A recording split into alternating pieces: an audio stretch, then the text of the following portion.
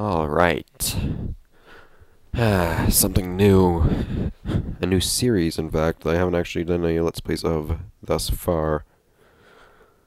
Well, I look forward to.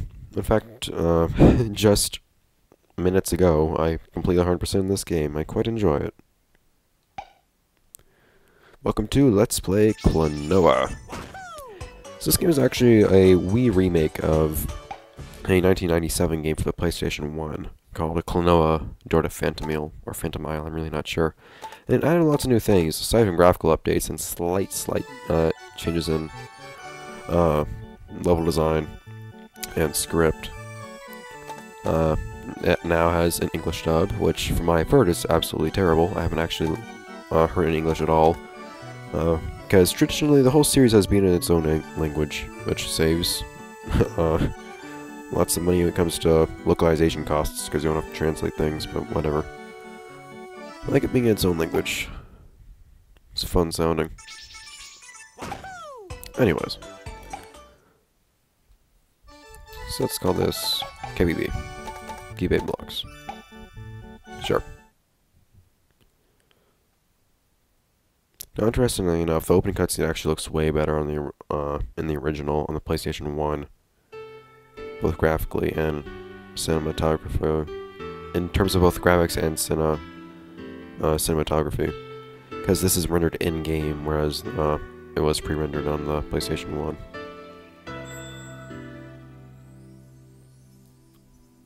It's a simple game. Simple game with a simple story. And simple gameplay, but it's very fun. They also changed Klonoa's design from the original. They changed it a lot, actually. In fact, people were pretty ticked about Klonoa's design being changed. Which I get, although I will admit this is actually my favorite Klonoa design throughout the entire series. He's had like 3 or 4 different designs.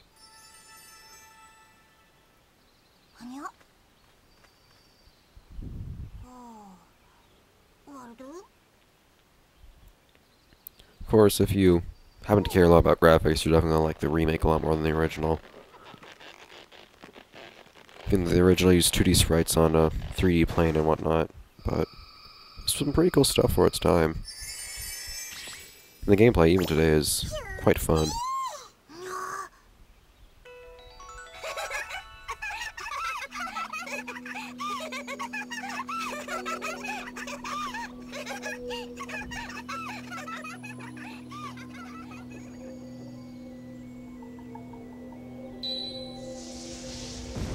The story sets into motion pretty darn quickly. Now, we don't know what's happening yet, but we will learn soon enough. What the heck it is that's actually going on. So, something else that the remake added, it added lots of post-game content. Extra stuff like unlockable costumes, an extra difficult stage, lots of extra. I had reverse mode, which is kind of weird, except reverse mode also let you play these certain rooms that were ridiculously freaking difficult. The last of which I finished just today. But I'm only going to be showing so much of that. I'm not going to be showing reverse mode, I'll probably show everything else. But we'll get to that when we get to the post-game. And sorry if I sound a little bit nasal. My nose is still stuffy from a week ago.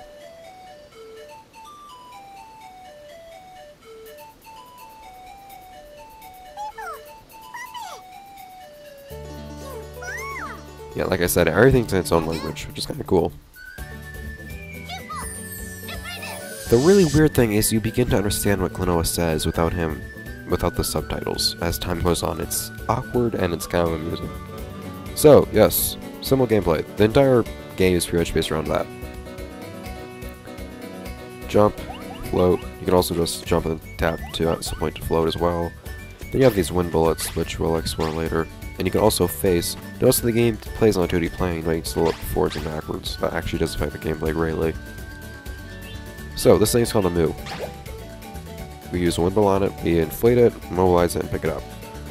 So, if you try to hover this time, we can't, but we can double jump using the enemy that we're holding. Key aspect of gameplay.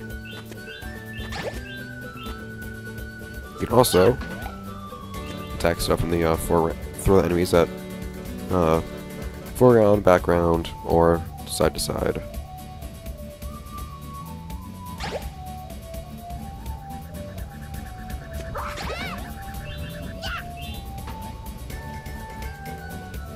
Now you also have these things in every level. You'll have 6 of those. They're basically just people that have been imprisoned by nightmares. We'll learn more about that later. Oh, why did that destroy my enemy I was holding? So you might notice these gems. They're called dream crystals, actually. There are exactly 150 in every single level. Now you don't get anything for collecting lots of them. Normally. You didn't in the original game, at least. In the remake, there's some post-game content that's only available if you have enough gems total throughout every single level. Also, once again, you don't get anything for getting all the village, or for getting all the prisoners free in every single level, but you do, however.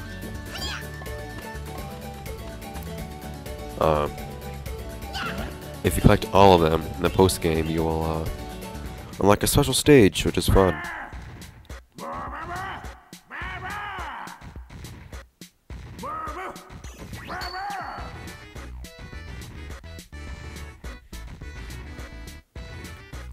In fact, this is the song that plays during that stage.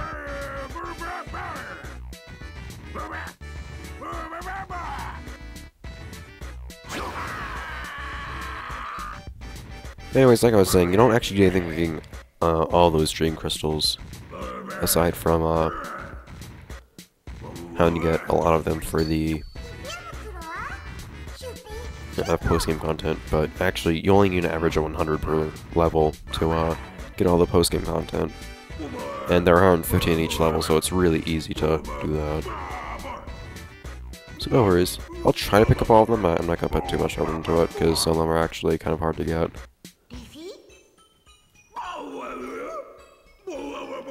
I'll be getting all the prisoners, though. Because that's actually pretty easy. Anyways, pay attention to the story stuff that's happening and not me, because these are important things to the story. Let's explain the feast.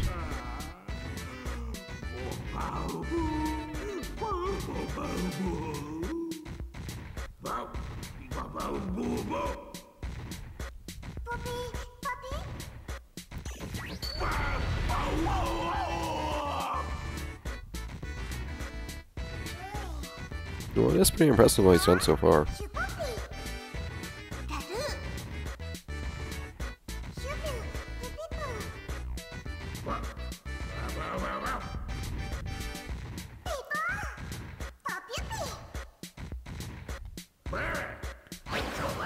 I noticed I said earlier that you begin to understand what Klonoa says, not what other people say. Every character seems to have their own language that they speak. Hupo, this blue thing that's following us around, definitely speaks differently than anybody else. Right.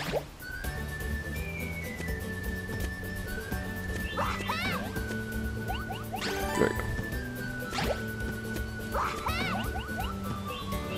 Oh, so there's something interesting there's also in the remake that is never mentioned in-game.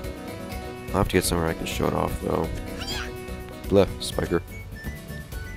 In the meantime, there is something else to explain.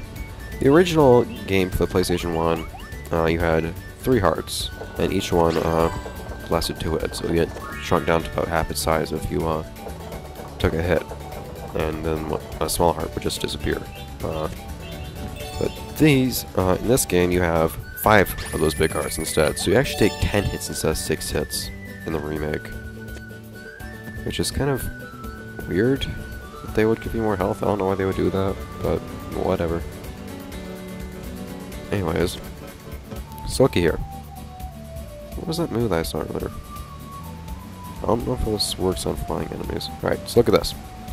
If I shake the Wii remote, depending on what control scheme you use, this is different.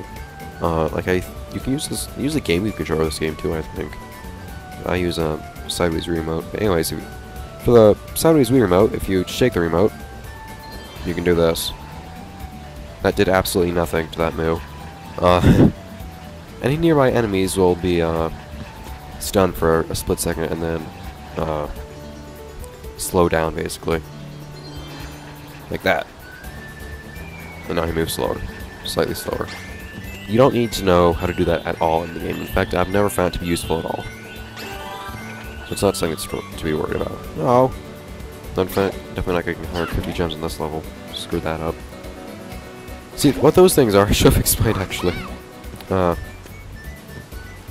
I just picked up right there, in that bubble, was what's called a mirror fairy. Mirror fairies, double all of the dream crystals that you pick up while you have them. And this is my 100% file, 76 lives. Well, 72 prisoners.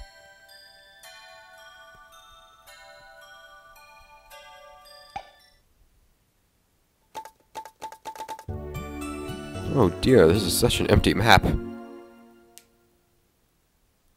Oh wow. See, something interesting is that little tune that just played, that little short, awkwardly short jingle. Yeah, see, I don't have 150 because 150 gems because I screwed up part towards the end.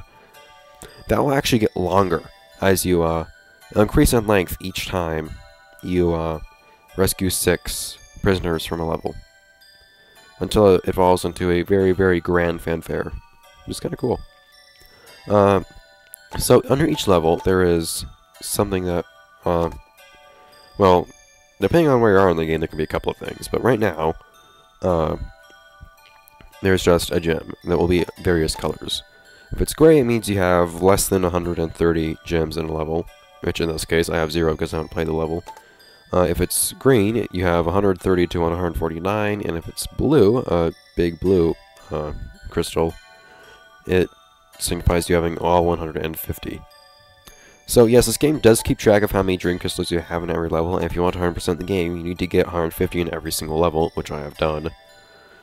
But I don't intend to be doing that, because that's simply unnecessary.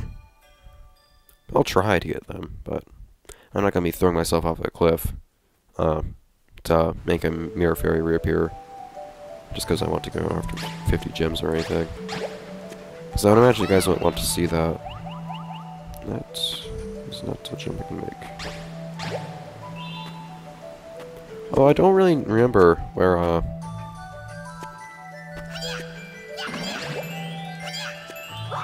I will admit, I don't really remember where all of the prisoners are. They're really easy to find, so I don't have to worry much. But,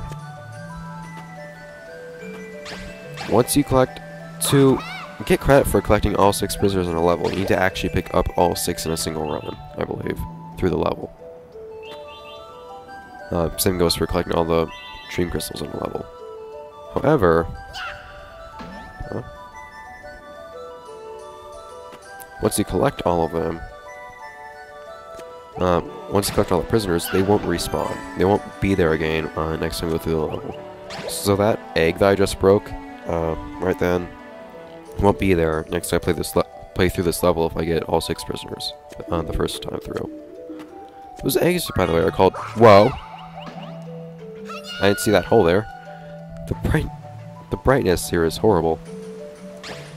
I will collect gems though, crystals though when I can, because you get an extra life for collecting 100 of them. Oh, damn it! Let's screw that up.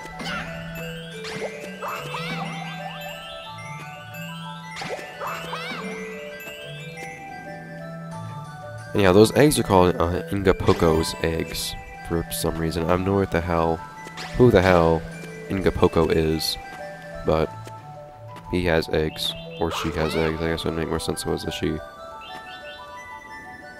But anyways, these eggs, if you contain things, and they will only break open and reveal their contents if you throw something at them. You can't just pop them with a wind ball like you can other things.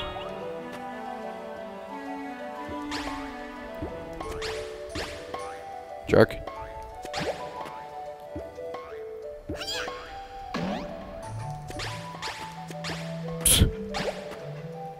There's some things I just There are some things you simply never seem to get better at in this game. And the platforming you improve on greatly, especially when it comes to like grabbing enemies in midair and jumping off of them. If you 100% the game, you're definitely going to know how to do that. But, that aside, some things just don't seem to change in terms of your own skill as time goes on for some reason, or at least in my case. Like hitting, or like grabbing moving enemies.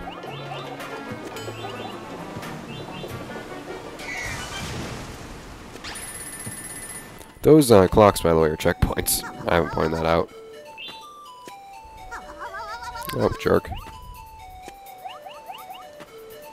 That flutter is actually incredibly useful. A lot more than you would realize. More than anything, it's really useful in this game's post-game challenges. But, even aside from that, it does help you let you clear extra ground.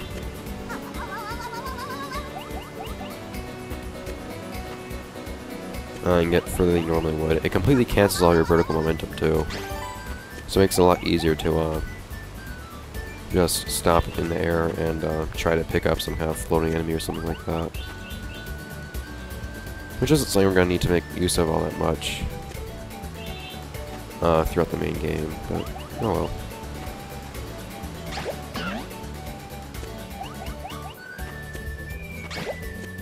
Is this where we need to be going? And right here, as you can see, some Ingapoko's eggs will not actually be visible until you touch them. Which sucks. This way I think it is? Yeah, it is. I'll go to the other rooms, just explore. Because I think there might be prisoners in some of them.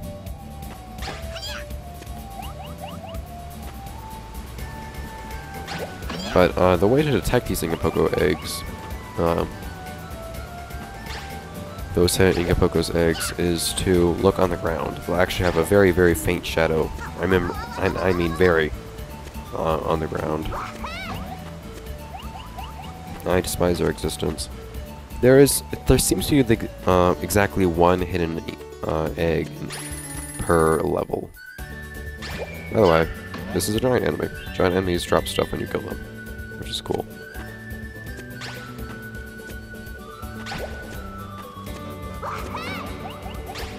God damn it. What I was trying to do is I was trying to jump over a pillar of gems and then activate the mirror fairy so I could actually get all of the gems, but whatever.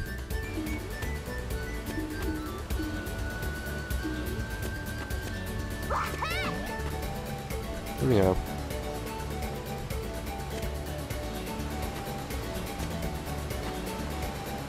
So as you can see, this game is a really weird mixture of 2D and 3D. It feels... it plays in 2 dimensions, for the most part. There are some awkward ways in which it kind of mixes the 2D and 3D in terms of gameplay, which I'll show you later. But overall, it is definitely a 2D sort of game. It is a 2D platformer. Nothing to read. Wait, why does that destroy the stuff I'm holding? And yes, things get hit by enemies and things happen.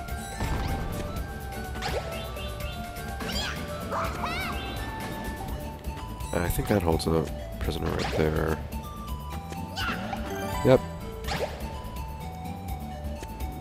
Yeah, like I said, I don't remember the locations of any of the prisoners actually, because I just went through a level. On my first playthrough of the game, every single enemy that or every single level, I got all the prisoners on first run. So I didn't actually, I only ever saw locations of each one once, so I don't remember it very well. And like you saw right there, so there are actually some 3D elements right there. So I could have just jumped right over this bridge and just fell to my death, but if I landed on this, I suddenly turned parallel to it, so I'm able to travel across it. So the game functions in 3D, and you'll see much later with enemies that are actually, there'll be some enemies that actually go in a circle, both in and out of the 2D plane that you're usually on. And it's really screwy, and the game considers whether or not you're able to pick them up in 2 dimensions.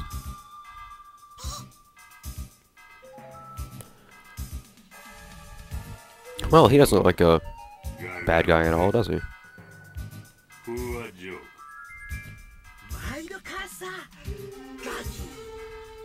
Gadi.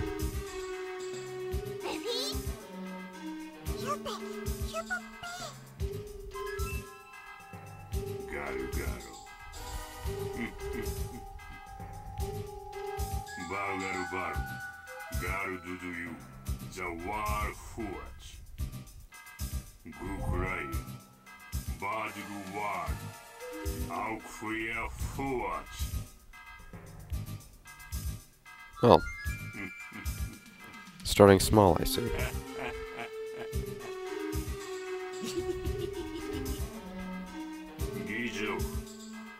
Very good.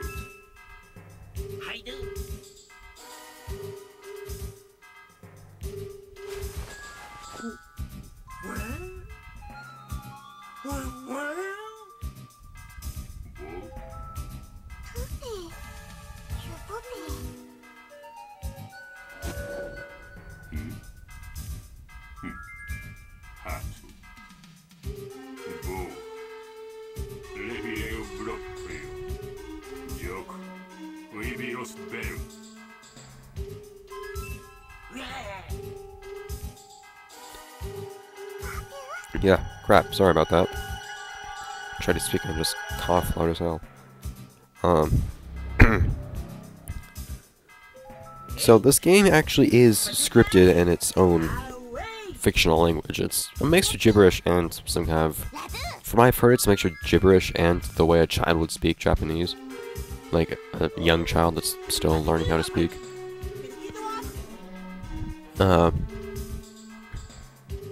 But you will recognize proper nouns and certain phrases being consistent throughout the whole game, which is actually pretty interesting. Like Joker, or as I call him, Joka, because he was originally called Joka in the PS1 game, even though his name was changed in the re-release for some reason. He's just referred to as Joke by the various characters of the game.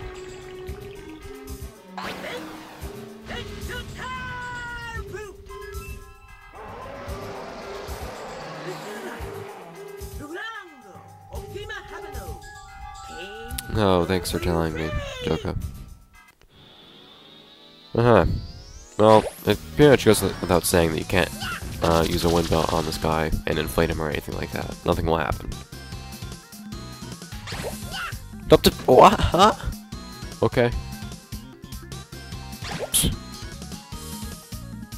Come on. So, still a boss, just kind of a warm-up boss of sorts. Just get him to jump over you. And then, you just need to go near him, coax him into jumping over you. And he does a couple other attacks you might do. And then you just, throw an enemy at him. That's how you damage bosses. You throw enemies at them, at their weak points, wherever those might be. In this guy's case, it's on his backside. But you will just turn around if you try to get the jump on him yourself.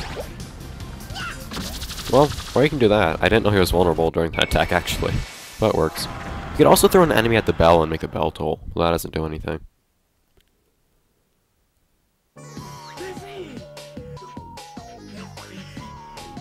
I'll admit, Joka has a pretty decent theme. Which is playing right now.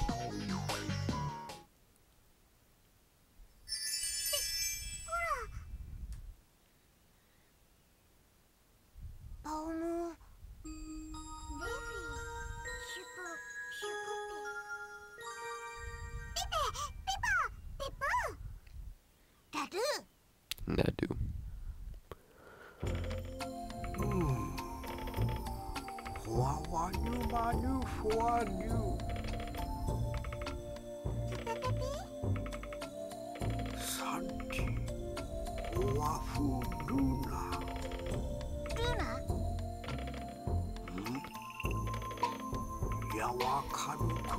Did Baloo tell you about that place? Yeah, there we go. Listen to your elders, man.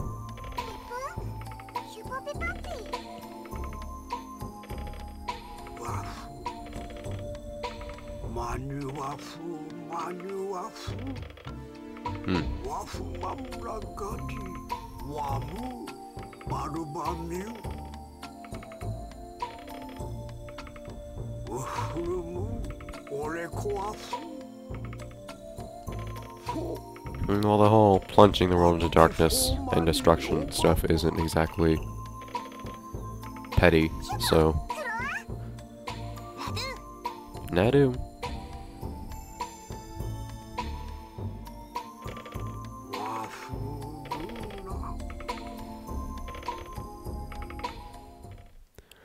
Well, that's gonna be it for this episode of Let's Play Klonoa. Finally a game with a short, simple title. I don't have to say really long stuff like Sonic 3 Knuckles or Pseudo SquarePants the movie, the video game. That was kind of fun to say though, I'll admit. Oh, what? Oh, see? Interesting jingle. Oh yeah, because I did screw up because I accidentally picked up a couple of crystals. Whoops. Alright, but yes, I'm going to see you guys in the next episode where we, I guess we'll just be taking on Vision 2-1. This is a short game, do beware, but the levels get longer as time goes on naturally, so see you guys.